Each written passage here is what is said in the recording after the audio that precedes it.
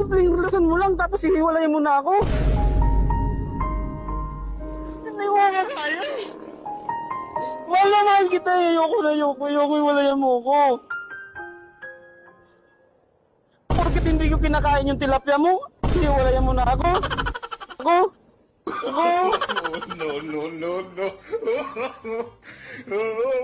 Eh, ang baho mo eh. Pinipilit mo ako eh.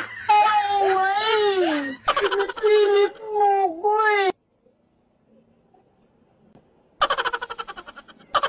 Ihugasan mo naman, yung lang ang dahilan, hindi kita kinakain, tapos hiwalayin mo ako, mahal na mahal kita eh.